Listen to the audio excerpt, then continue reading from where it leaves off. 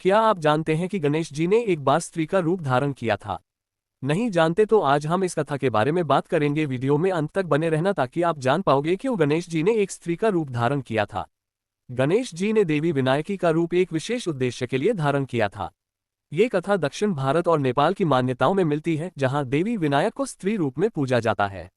एक बार एक शक्तिशाली असुर ने देवताओं को पराजित कर दिया और उनका अहंकार इतना बढ़ गया कि उसने वरदान प्राप्त कर लिया कि उसे केवल कोई स्त्री ही हरा सकती है।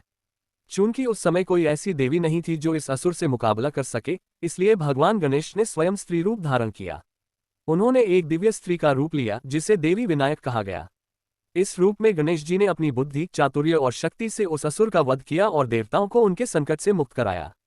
देवी विनायक को बुद्धि, समृद्धि और संकट हरने वाली देवी माना जाता है। दक्षिण भारत और नेपाल में देवी विनायक की विशेष पूजा की जाती है। इस कथा से ये भी सिद्ध होता है कि गणेश जी न केवल पुरुष रूप में बल्कि स्त्री रूप में भी संकटों का निवारण करने में सक्षम है। ये कथा हमें ये भी सिखाती है कि आवश्यकता पड़ने पर ईश्वर किसी भी रूप में आ सकते हैं ताकि अधर्म का नाश और धर्म की रक्षा की जा सके।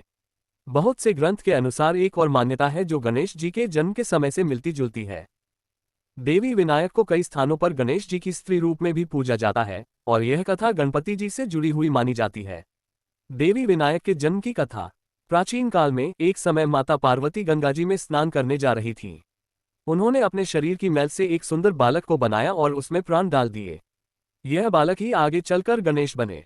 माता पार्वती ने उन्हें अपने द्वार पर पहरा देने का कार्य सौंपा और किसी को भी अंदर न आने देने का आदेश दिया। जब भगवान शिव लौटे और अंदर जाने लगे तो बालक गणेश ने उन्हें रोक दिया। इससे क्रोधित होकर शिव जी ने अपने त्रिशूल से गणेश जी का सिर काट दिया। माता पार्वती को जब ये पता चला तो वे अत्यंत दुखी हुई और शिव जी से आग्रह किया कि वे गणेश को पुनर्जीवित करें। तब भगवान शिव ने एक हाथी के बच्चे का सिर काटकर गणेश जी के धड़ से जोड़ दिया, जिससे वे गजमुखी हो गए। देवी विनायक का स्वरूप। कुछ मान्यताओं के अनुसार माता पार्वती ने गणेश जी के समान ही एक स्त्री रूप भी बनाया, जिसे देवी विनायक कहा जाता है। वे बुद्धि, समृद्धि और संकट हरण करने वाली देवी मानी जाती हैं। दक्षिण भारत और नेपाल में देवी विनायक की पूजा विशेष रूप से की जाती है।